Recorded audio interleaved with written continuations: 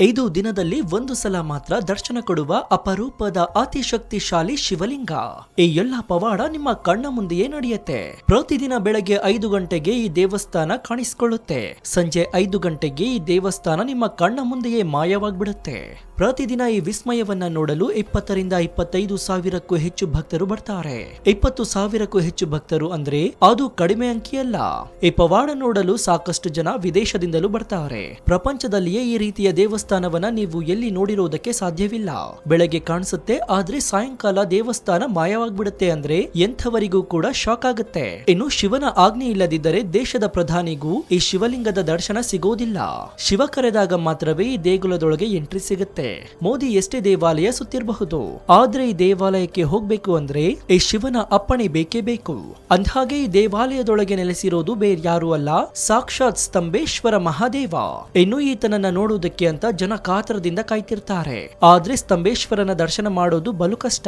ಯಾಕಂದ್ರೆ ಸಾಯಂಕಾಲ ಈ ಶಿವಲಿಂಗವನ್ನ ಆವರಿಸಿ ಬಿಡ್ತಾಳೆ ಸಾಕ್ಷಾತ್ ಗಂಗಾ ಮಾತೆ. ಆಗ ಎಲ್ಲಾ ಜನ ದಿಕ್ಕಾಪಾಲಾಗಿ ಓಡ್ತಾರೆ. ಹಾಗಾದ್ರೆ ಈ ಎಲ್ಲಾ ಪವಾಡಗಳ ಇಂಚಿಂಚು ದೃಶ್ಯಗಳನ್ನ ಈ ವಿಡಿಯೋದಲ್ಲಿ ನಿಮಗೆ ತೋರಿಸ್ತೇನೆ. ದಯವಿಟ್ಟು ಯಾರು ವಿಡಿಯೋವನ್ನ ಸ್ಕಿಪ್ ಮಾಡಬೇಡಿ, ಪೂರ್ತಿಯಾಗಿ ನೋಡಿ. ಈ ಮಾಹಿತಿಗಳನ್ನೆಲ್ಲ ತುಂಬಾ ಕಷ್ಟಪಟ್ಟು ನಿಮಗೆ ತಿಳಿಸೋದಕ್ಕೆ ಒಂದು ಪ್ರಯತ್ನವನ್ನ ಮಾಡಿದ್ದೀನಿ. ನನ್ನ ಈ ಶ್ರಮಕ್ಕೆ ನಿಮ್ಮಿಂದ ಬಯಸೋದು ಕೇವಲ ಒಂದೇ ಒಂದು ಮೆಚ್ಚುಗೆ, ಅಂದ್ರೆ ಲೈಕ್ ಮಾತ್ರ. ಕೊಟ್ರ ಲೈಕು ಜೊತೆಗೆ ನೀವೇನಾದ್ರೂ ಪರಶಿವನ ಭಕ್ತರಾಗಿದ್ರೆ ಓಂ ನಮಃ ಶಿವಾಯ ಅಂತ ಕಮೆಂಟ್ ಮಾಡಿ. ಸೊ ಇನ್ಯಾಕ್ ತಡ, ಬನ್ನಿ ಸುದ್ದಿ ಜಾಲದೊಳಗೆ ಹೋಗೋಣ. ಈ ದೇವಸ್ಥಾನದ ವಿಳಾಸ ಮತ್ತು ಮೊಬೈಲ್ ಸಂಖ್ಯೆ ಈಗ ನಿಮ್ಮ ಸ್ಕ್ರೀನ್ ಮೇಲೆ ಇದೆ. ಗುಜರಾತ್ ರಾಜ್ಯದ ವಡೋದರಾದಿಂದ 80 ಕಿಲೋಮೀಟರ್ ಪ್ರಯಾಣ ಮಾಡಿದ್ರೆ ಬುರುಜ್ ಜಿಲ್ಲೆ ಸಿಗುತ್ತೆ. ಬುರುಜ್ ಜಿಲ್ಲೆಯಿಂದ ಮತ್ತೆ 2 ಕಿಲೋಮೀಟರ್ ಪ್ರಯಾಣ ಮಾಡಿದ್ರೆ ಜಂಬುಜಾರ್ ಹೆಸರಿನ ಸಮುದ್ರ ಕಂಡು ಬರುತ್ತೆ. ಇದೇ ಸಮುದ್ರದಲ್ಲಿ ನೆಲೆಸಿದ್ದಾನೆ ಶ್ರೀ ಸ್ತಂಭೇಶ್ವರ ಮಹಾದೇವ. ನಾನು ಹೇಳುತ್ತಿರುವ ದೇವಸ್ಥಾನದ ಹೆಸರು ಶ್ರೀ ಸ್ತಂಭೇಶ್ವರ ಮಹಾದೇವ ಲಿಂಗ ದೇವಸ್ಥಾನ. ಇದು ಅತ್ಯಂತ ನಿಗೂಢ ಮತ್ತು ವಿಸ್ಮಯದಿಂದ ಕೂಡಿರುವ ದೇವಸ್ಥಾನ. ಪ್ರತಿದಿನ ಸಂಜೆ 5 ರಿಂದ 7 ಗಂಟೆಯ ಈ ದೇವಸ್ಥಾನ ಸಮುದ್ರದಲ್ಲಿ ಮುಳುಗಡೆಯಾಗಿರುತ್ತೆ. ಬೆಳಗಿನ ಜಾವ 5 ಗಂಟೆಗೆ ಈ ದೇವಸ್ಥಾನ ಸಮುದ್ರದಿಂದ ಹೊರಗೆ ಬರುತ್ತೆ. ಈ ರೀತಿಯ ಅದ್ಭುತ ವಿಸ್ಮಯ ನೀವೆಲ್ಲೂ ನೋಡಿರೋದಕ್ಕೆ ಸಾಧ್ಯವೇ ಇಲ್ಲ. ಸಾವಿರಾರು ವರ್ಷಗಳಿಂದ ಇಲ್ಲಿ ಇದೇ ರೀತಿ ಆಗ್ತಾ ಇದೆ. ಶನಿವಾರ ಭಾನುವಾರ ಅಂದಾಜು ಈ ದೇವಸ್ಥಾನಕ್ಕೆ 2 ರಿಂದ 3 ಲಕ್ಷ ಜನ ಈ ಪವಾಡ ನೋಡಲು ದೇಶದ ನಾನಾ ಕಡೆಯಿಂದ ಬರ್ತಾರೆ. ತಿರುಪತಿಗಿಂತ ಈ ದೇವಸ್ಥಾನಕ್ಕೆ ಹೆಚ್ಚು ಜನ ಬರ್ತಾರೆ ಅಂದ್ರೂ ತಪ್ಪಾಗೋದಿಲ್ಲ. ಬೇಸಿಗೆ ರಜೆಯ ದಿನಗಳಲ್ಲಿ ಸುಮಾರು 7 ರಿಂದ 8 ಲಕ್ಷ ಜನ ಪ್ರತಿದಿನ ಈ ದೇವಸ್ಥಾನಕ್ಕೆ ಭೇಟಿ ಕೊಡ್ತಾರೆ. ಈ ವಿಚಾರವನ್ನ ಗಿನ್ನಿಸ್ ವರ್ಲ್ಡ್ ಬುಕ್ ಆಫ್ ರೆಕಾರ್ಡ್ಗೆ ಸೇರಿಸಲಾಗಿದೆ. ನೀವೀಗ ನೋಡ್ತಾ ಇರುವ ಈ ದೃಶ್ಯದಲ್ಲಿ ಸಮುದ್ರದ ದಡ ಸಾಯಂಕಾಲ ಸುಮಾರು 6 ಗಂಟೆಗೆ ಇದು ಸಂಪೂರ್ಣವಾಗಿ ಮುಳುಗಿ ಹೋಗುತ್ತೆ. ಅದನ್ನು ಕೂಡ ನಿಮ್ಗೆ ತೋರಿಸ್ತಾ ಇದ್ದೀನಿ. ಈಗ ಸಂಜೆ 6 ಗಂಟೆ ದೇವಸ್ಥಾನ ಮುಳುಗಲು ಶುರುವಾಗಿದೆ. ಸಮುದ್ರದ ನೀರು ದೇವಸ್ಥಾನದ ಒಳಗೆ ಹೇಗೆ ಬರ್ತಾ ಇದೆ ಎಂಬುದನ್ನ ನೀವು ನೋಡ್ತಾ ಇದ್ದೀರಾ. ಸಮುದ್ರದ ನೀರು ಹೇಗೆ ಹೆಚ್ಚಾಗ್ತಾ ಇದೆ. ಸಮುದ್ರ ಮಟ್ಟ ಹೆಚ್ಚಾಗ್ತಾ ಇದ್ದಂತೆ ಜೋರಾಗಿ ಅಲಾರಾಂ ಶಬ್ದ ಹೊಡೆದುಕೊಳ್ಳುತ್ತೆ. ದೇವಸ್ಥಾನದಲ್ಲಿರುವ ಭಕ್ತರು ಕೂಡಲೇ ಅಲ್ಲಿಂದ ಹೊರಗೆ ಬರಬೇಕು. ಒಂದ್ ವೇಳೆ ಅವರೆಲ್ಲ ಅಲ್ಲೇ ಇದ್ರೆ ಅವರೆಲ್ಲ ದೇಗುಲದೊಂದಿಗೆ ಸಮುದ್ರದಲ್ಲಿ ಮುಳುಗಿ ಹೋಗ್ತಾರೆ. ಒಂದು ವಿಶೇಷ ಏನಂದ್ರೆ ಜನವರಿ ತಿಂಗಳಿನಿಂದ ಏಪ್ರಿಲ್ ವರೆಗೆ ದೇವಸ್ಥಾನ ಮಧ್ಯಾಹ್ನ 3 ಗಂಟೆಯಿಂದ ಸಮುದ್ರದಲ್ಲಿ ಮುಳುಗಡೆಯಾಗುತ್ತೆ. ಈ ದೇವಸ್ಥಾನದ ಬಗ್ಗೆ ಶ್ರೀ ಮಹಾಶಿವ ಪುರಾಣ ರುದ್ರ ಸಹಿತ ಭಾಗ 2 ಅಧ್ಯಾಯನದ 45ರಲ್ಲಿ ಉಲ್ಲೇಖಿಸಲಾಗಿದೆ. ಈ ದೇವಸ್ಥಾನ 300 ವರ್ಷಗಳ ಹಿಂದೆ ಸಿಕ್ಕಿದೆ ಎಂದು ಹೇಳಲಾಗುತ್ತೆ. ಈ ದೇವಸ್ಥಾನ ಶಿವನ ಸುತ್ತ ಸ್ಕಂದ ಕಾರ್ತಿಕೇಯನಿಂದ ನಿರ್ಮಾಣವಾಗಿದೆ ಎಂದು ಪುರಾಣಗಳು ಹೇಳಿವೆ. ತಾರಕಾಸುರ ಎಂಬ ರಾಕ್ಷಸ ಕಠಿಣವಾದ ತಪಸ್ಸು ಮಾಡಿ ಪರಮಾತ್ಮನನ್ನ ಕರೆಸಿಕೊಳ್ತಾನೆ. ತಾರಕಾಸುರ ಶಿವನ ಬಳಿ ಒಂದು ವರವನ್ನ ಬೇಡ್ತಾನೆ. ಅದೇನಂದ್ರೆ ತನಗೆ ಎಂದಿಗೂ ಮರಣ ಬಾರದಂತೆ ವರವನ್ನ ಬೇಡ್ತಾನೆ. ಅದಕ್ಕೆ ಶಿವನು ನೀನು ಕೇಳ್ತಾ ಇರುವ ವರವು ಸೃಷ್ಟಿಗೆ ವಿರುದ್ಧವಾಗಿದೆ ಎಂದು ಹೇಳ್ತಾನೆ. ಆದ ಕಾರಣ ತಾರಕಾಸುರ ಮತ್ತೊಂದು ವರ ಕೇಳ್ತಾನೆ. ನನ್ನನ್ನು ಸಂಹಾರ ಮಾಡಬೇಕು ಅಂದ್ರೆ ಶಿವಪುತ್ರನಿಂದ ಮಾತ್ರವೇ ನನ್ನನ್ನ ಸಂಹಾರ ಮಾಡಬೇಕು, ಬೇರೆ ಯಾರಿಂದಲೂ ತನಗೆ ಸಾವು ಬರಬಾರದೆಂದು ವರವನ್ನ ಕೇಳ್ತಾನೆ. ಇದಕ್ಕೆ ಒಪ್ಪಿದ ಪರಮೇಶ್ವರ ವರವನ್ನ ನೀಡ್ತಾನೆ. ವರ ಪಡೆದ ತಾರಕಾಸುರನು ರಾಕ್ಷಸ ರೂಪವನ್ನ ತೋರಲು ಶುರು ಮಾಡ್ತಾನೆ.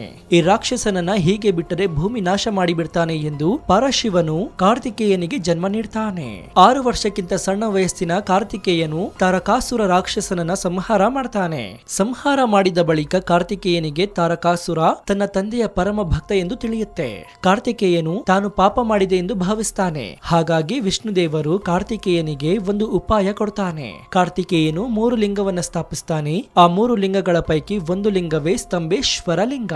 ಪ್ರತಿದಿನ ತಂದೆಯನ್ನ ನೀರಿನಿಂದ ಅಭಿಷೇಕ ಮಾಡಿ ನಿನ್ನ ಪಾಪವನ್ನ ತೊಳೆದುಕೋ ಎಂದು ವಿಷ್ಣು ದೇವರು ಸಲಹೆ ಕೊಡ್ತಾರೆ. ಹಾಗಾಗಿಯೇ ಕಾರ್ತಿಕೇಯನು ಸಮುದ್ರನಾಗಿ ಬದಲಾಗಿ ಪ್ರತಿದಿನ ನೀರಿನಲ್ಲಿ ಲಿಂಗವನ್ನ ಅಭಿಷೇಕವನ್ನ ಮಾಡ್ತಿದ್ದಾನೆ. ಮತ್ತೊಂದು ವಿಶೇಷ ಏನಂದ್ರೆ ಈ ಸಮುದ್ರದ ನೀರಿನ ಉಪ್ಪಿನ ಅಂಶ ಕೇವಲ 18% ಇದೆ. ಆದ್ರೆ ದೇಶದಲ್ಲಿರುವ ಬೇರೆ ಸಮುದ್ರದ ನೀರಿನ ಉಪ್ಪಿನ ಅಂಶ 48% ಇದೆ. ಈ ವಿಸ್ಮಯಕ್ಕೆ ವಿಜ್ಞಾನಿಗಳ ಬಳಿ ಯಾವುದೇ ಉತ್ತರವಿಲ್ಲ. ಇನ್ನು ಕೆಲವರು ಹೇಳೋ ಪ್ರಕಾರ ಇದೊಂದು ಅಚ್ಚರಿ ಶಿವನ ಲೀಲೆ. ಇದು ದಿನಕ್ಕೆ 2 ಬಾರಿ ಮಾತ್ರ ಭಕ್ತರಿಗೆ ದರ್ಶನ ಕೊಡೋ ಈ ಸ್ತಂಭೇಶ್ವರ ಭಕ್ತರ ಪಾಪ ಕರ್ಮಗಳನ್ನ ನಿವಾರಿಸಿ ಅವರ ಎಲ್ಲಾ ಪಾಪ ಕರ್ಮಗಳನ್ನ ತಾನು ತೆಗೆದುಕೊಳ್ತಿದ್ದಾನೆ.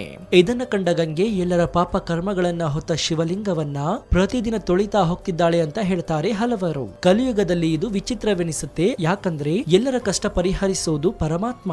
ಆದ್ರೆ ಅದೇ ಪರಮಾತ್ಮನ ಕರ್ಮ ತೊಳೆಯುವುದಕ್ಕೆ ದೂರದಲ್ಲಿದ್ದ ಗಂಗೆ ಸಮುದ್ರ ಸ್ವರೂಪಿಯಾಗಿ ನೋಡ್ತಾ ಇದ್ದಂತೆ ಶಿವ ದೇವಾಲಯವನ್ನ ಆವರಿಸಿ ಕರ್ಮ ತೊಳೆದು ಹೋಗ್ತಾಳೆ.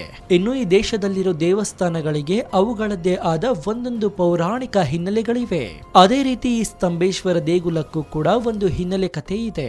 ಈ ದೇವಸ್ಥಾನದ ವಿಶಿಷ್ಟತೆ ಬಗ್ಗೆ ಶಿವ ಪುರಾಣದಲ್ಲಿ ಉಲ್ಲೇಖವಿದೆ. ಅಷ್ಟೇ ಅಲ್ಲ, ಸ್ಕಂದ ಪುರಾಣದಲ್ಲಿಯೂ ಕೂಡ ಈ ದೇವಾಲಯದ ಬಗ್ಗೆ ಪ್ರಸ್ತಾಪ ಇದೆ. ಇದರಿಂದ ಈ ದೇವಾಲಯ ಅತ್ಯಂತ ಪುರಾತನ ಚರಿತ್ರೆ ಹೊಂದಿರುವುದು ಸ್ಪಷ್ಟವಾಗಿದೆ. ಈ ಸ್ತಂಭೇಶ್ವರ ಮಹಾದೇವ ಸಮುದ್ರದ ದಡದಲ್ಲಿ ನೆಲೆಸಿ ಬೇಡಿ ಬರೋ ಭಕ್ತರ ಪಾಪ ಕರ್ಮಗಳನ್ನು ತೊಳಿತಾ ಇದ್ದಾನೆ. ಮೊದಲೇ ಹೇಳಿದಂತೆ ಪುರಾಣಗಳ ಪ್ರಕಾರ ಕಾರ್ತಿಕೇಯ ಈ ಶಿವಲಿಂಗವನ್ನ ಸ್ಥಾಪಿಸಿದ್ದಾನೆ ಅಂತ ಹೇಳಲಾಗುತ್ತೆ. ಅದಕ್ಕೆ ನೋಡಿ ಇಲ್ಲಿ ಭಕ್ತರ ದಂಡೆ ಹರಿದು ಬರ್ತಾ ಇರೋದು.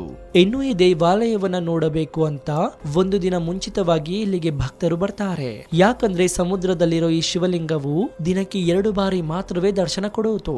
2 ಬಾರಿ ಮಿಸ್ ಆಯಿತಂದ್ರೆ ಇನ್ನು ಮಾರನೆಯ ದಿನವೇ ಸ್ತಂಭೇಶ್ವರನ ದರ್ಶನ ಭಾಗ್ಯ ದೊರೆಯೋದು.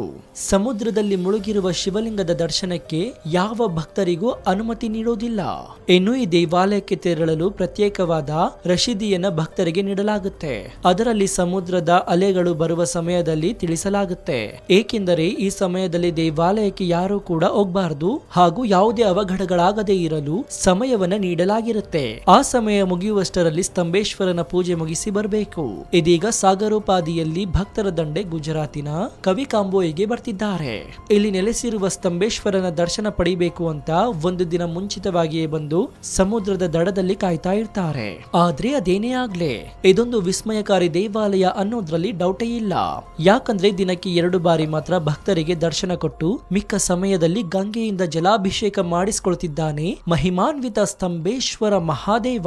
ನೋಡಿದ್ರಲ್ಲ ಶಿವನ ಲೀಲೆ ಎಂಥದ್ದು ಅಂತ. ಗುಜರಾತಿನಲ್ಲಿ ನೆಲೆಸಿರುವ ಸ್ತಂಭೇಶ್ವರ ಮಹಾದೇವ ಹಾಗೂ ಗಂಗಾ ಮಾತೆ ಬೇಡಿ ಬರೋ ಭಕ್ತರ ಪಾಪ ಕರ್ಮಗಳನ್ನ ತೊಳಿತಾ ಇದ್ದಾರೆ. ದಿನಕ್ಕೆ 2 ಬಾರಿ ಮಾತ್ರ ದರ್ಶನ ಕೊಟ್ಟು ಮಿಕ್ಕ ಸಮಯದಲ್ಲಿ ನೀರಿನಲ್ಲಿ ತಪೋನಿರತನಾಗಿರ್ತಾನೆ ಈ ಸ್ತಂಭೇಶ್ವರ ಮಹಾದೇವ. ನಾವು ಕೊಟ್ಟ ಈ ಮಾಹಿತಿ ನಿಮಗೆ ಇಷ್ಟವಾದಲ್ಲಿ ಒಂದು ಲೈಕ್ ಜೊತೆಗೆ ನಿಮ್ಮ ಅನಿಸಿಕೆ ಏನು ಅಂತ ಕಮೆಂಟ್ ಮೂಲಕ ತಿಳಿಸಿ.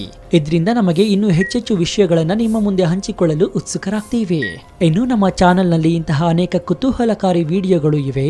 ಅದನ್ನು ನೋಡಿ ಪ್ರೋತ್ಸಾಹಿಸಿ. ಧನ್ಯವಾದ.